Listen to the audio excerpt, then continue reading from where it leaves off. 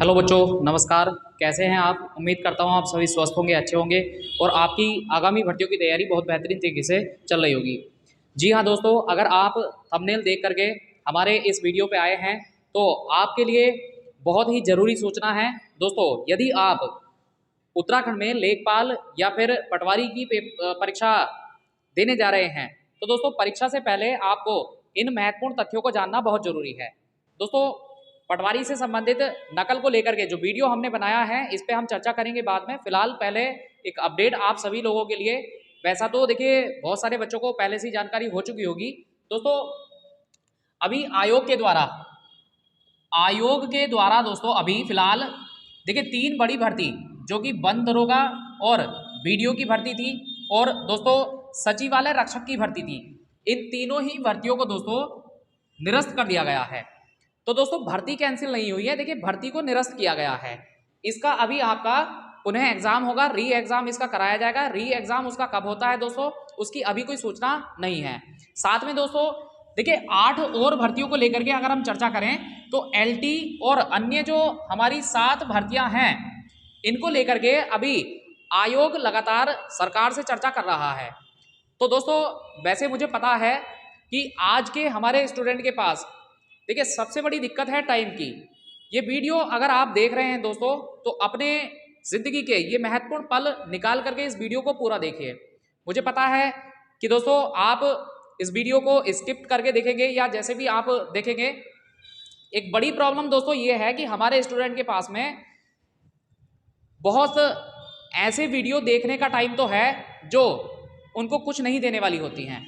साथ में दोस्तों ऐसी वीडियो पे आप टाइम बर्बाद कर देंगे जो आपको आपके लक्ष्य की ओर नहीं, आपके लक्ष्य से बहुत दूर की ओर लेकर के जाएगी।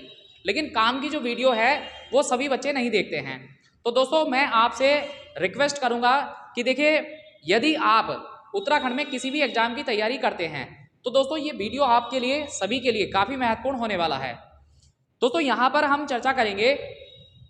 देखिए अगर फिलहाल मैं अभी गवर्नमेंट की बात करूं या फिर सरकार की बात करूं दोस्तों बहुत अच्छा काम आयोग के द्वारा भी चल रहा है और सरकार भी अपना काम बखूबी निभा रही है। अब दोस्तों यहाँ पर थोड़ा सा जरूरत है आप लोगों के सजग होने की। यदि आप उत्तराखंड की किसी भी एग्जाम की तैयारी करते हैं तो दोस्तों इसका मतलब अब ये नहीं है कि आयोग ही सारी गतिविधियों पर निगाह रखेगा या फिर सरकार की ही जिम्मेदारी है नकल को रोकना। देखिए दोस्तों मैं आपको बताना चाहूँगा कि सरकार या फिर आयोग बहुत बार ऐसा होता है कि कोशिश करते हैं अपनी तरफ से 100% देने की, लेकिन बहुत सारे समाज में ऐसे लोग भी हैं जो लालच के चक्कर में आकर के उन पदों को बेच देते हैं। तो दोस्तों मैं आपसे रिक्वेस्ट करना चाहूँगा यदि आप उत्तराखंड में किसी भी परीक्षा को देने जा रहे हैं तो देखिए कुछ बातों का आपको ख्याल रखना है, कुछ बातों को आपको ध्यान में रखना है जिसके कारण से हम भी नकल रोकने में कामयाब हो सकते हैं। सबसे पहली बात तो दोस्तों मैं आपसे ये कहना चाहूँगा यदि आप किसी भी परीक्षा को देने जाते हैं, अब आप चाहे उत्तराखंड की परीक्षा दें या यूपी में आप परीक्षा दें या किसी भी परीक्षा को आप देने अगर जाते हैं तो दोस्तों सबसे पहले जरूरी बात तो आपके लिए ये है कि आप समय से पहले पहुँचिए। समय से पहले यदि आप पहुँचते हैं तो आपके ऊपर एक अतिरिक्त दबाव नहीं होता है और अतिरिक्त दबाव ना होने के कारण से दोस्तों जब आप एक समय से पहले पहुंच जाते हैं तो वहां के माहौल को आप बहुत अच्छे से जान सकते हैं। देखिए आप अगर जल्दबाजी में गए हैं तो जल्दबाजी में आप कुछ नहीं कर पाओगे। एग्जाम से ठीक आप एक आध घंटा पहले तो जरूर जाइए, वहां की परिस्थितियों को देखिए। अगर आपको कोई भी अराजक तत्व इस तरह का दिखाई देता है तो आप इसकी कंप्लेंट पुलिस को कर सकते हैं। दोस्तों काम थोड़ा रिस्की है लेकिन करना तो हमें पड़ेगा। देखिए लड़ाई हमारी है तो हमें ही लड़नी पड़ेगी और मुझे पता है दोस्तों बहुत सारे बच्चों को ये बात पसंद में नहीं आने वाली है क्योंकि हमारे बीच में से ही बहुत सारे ऐसे लोग हैं जो करप्शन के माध्यम से सीट ले जाते हैं। तो दोस्तों मैं आपसे ये रिक्वेस्ट करूंगा कि आप जब परीक्षा देने जाते हैं तो पहला तो आप ख्याल रखिए कि आप एग्जाम में पहले पहुंचिए और एग्जाम में पहले पहुंच करके वहां की परिस्थिति का जायजा लीजिए। दूसरा है दोस्तों आप जब अपने परीक्षा कक्ष में चले जाते हैं तो परीक्षा कक्ष में दोस्तों आजकल बहुत बड़ी दिक्कत आती है आंसर की खुला छोड़ने की। बच्चे पेपर देने जाते हैं, लेकिन जिन बालकों का कहीं पे भी कोई लिंक होता है तो वो जो कैंडिडेट हैं वो अपनी आंसर की खुली छोड़ के आ जाते हैं। दोस्तों, इस समस्या को ख़त्म कैसे किया जाए? इस समस्या को ख़त्म करने का एक अच्छा तरीका ये है कि जब भी आप परीक्षा देने जाते हैं, परीक्षा कक्ष में जब आपकी एंट्री हो जाती है, तो आप अपने टीचर से, जो भी टीचर आपके रूम में ड्यूटी देने के लिए आए हुए हैं, उनसे आप शुरू में ही ये दिशा निर्देश दे दें दोस्तों कि यदि मेरे परीक्षा कक्ष में कोई भी बच्चा आंसर की खुली छोड़ता है, कोरी छोड़ता है, तो उसका रोल नंबर मुझे चाहिए है। देखिए, आप यदि अगर ये बात बोल देंगे तो हो सकता है कि कोई ऐसा विद्यार्थी जो आपके रूम में है, जो आंसर की खुली छोड़ने वाला हो सकता है उसका मन बदल जाए और आपकी जो सीट है वो सुरक्षित रह जाए। दोस्तों, मुझे पता है कि काम थोड़ा सा कठिन है, लेकिन करना तो पड़ेगा।